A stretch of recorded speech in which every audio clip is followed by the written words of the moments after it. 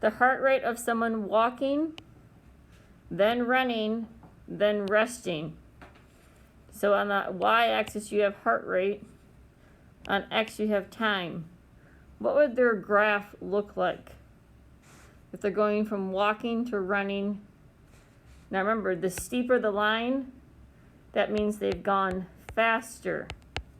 If it's sloped like this, it's slower. And if it's really, really flat, they haven't gone anywhere, or they're standing still.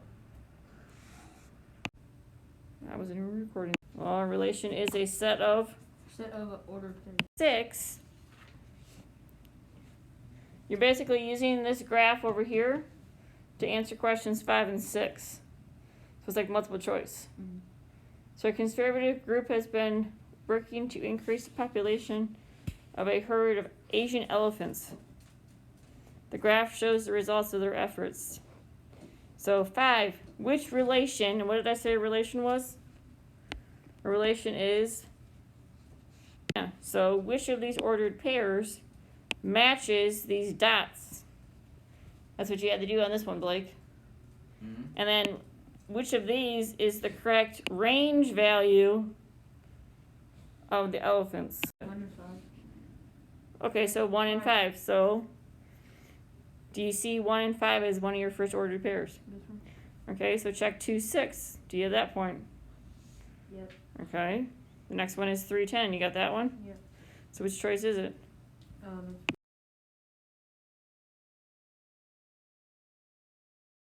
So I'm going to start here where it says key concept. A function is a relation in which each element of the domain is which values again? The x. So each x is paired exactly with one element of the range. And the range is the y values, right? Mm-hmm. So this is an example because each x value over here goes with one y value. And this graph can pass the vertical line test because you only touch it once. So if each vertical line passes through no more than one point, then it's a function.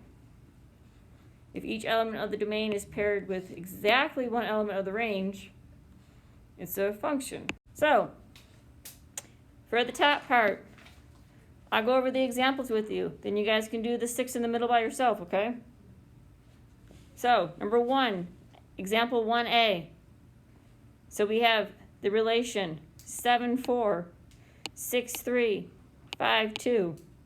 Are any of those numbers repeated? In example 1a, did I repeat any x values? No. I have 7, 6, and 5, right? So yes. So the answer would be yes, and you can say 1, 2, 1 for your explanation. Hold on, let's go over all the examples together, Blake. Now let's look at example B. That one is not. So your x is 15. It's going to a y of 0. Look, I'm using x of 15 again. Can 15 go to 2 places at once? So the answer is no. Because 15 is trying to go to 2 places. 15 goes to 2 numbers. You can't have that. Okay, so Blake, look up here. I would write 0 and I would write 2. I do not write 0 twice. 0 is trying to go to 1 and he's trying to go to 3. That can't happen. 2 goes to 1. So that's why this is not a function, because 0 goes to 2 places. No. Twice on the first one. I'm doing D, E, and F. Okay. So example 2D, is that yes or no? Yes. Why? Because they aren't sharing anything. Yep. You could just say 1 to 1 too. I want Bryant to answer E. Bryant, is E a function? Yeah, because 2 is trying to go to 2 places.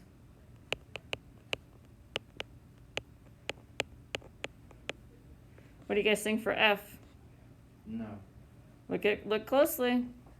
What are your x values? It doesn't matter if it's on the y-axis? It does not matter. Because look at this, Blake. I have 33, 35, and 36, right?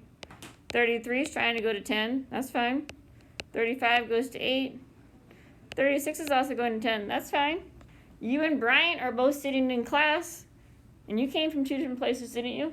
Mm-hmm. Yeah. You didn't eat lunch together. You came from the Rankin room. You came from where you ate lunch, right? We actually But you both ended up at the same place, right? So you're good.